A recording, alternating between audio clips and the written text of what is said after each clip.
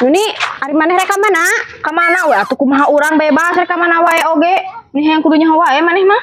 Atuh biasa we maneh ngajawabna mun sadis kitu. Eta we atuh meni kepokan urusan batur. Atuh kahaya mah biasa we ngajawabna, mun kudu ngagas sagala. Heueuh atuh hampura nunina keur rarungsing rada rarudeut ieu teh. Heueuh, hari nu benerna ayeuna rek ka mana atuh?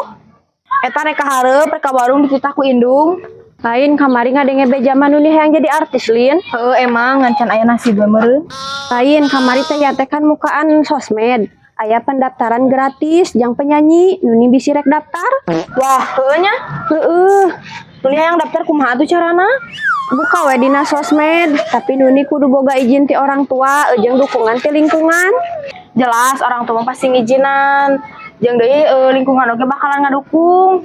Heueuh syukur ari kitu mah, tapi kade ulah jiga teh Dede. Emang teh Dede kumaha kitu?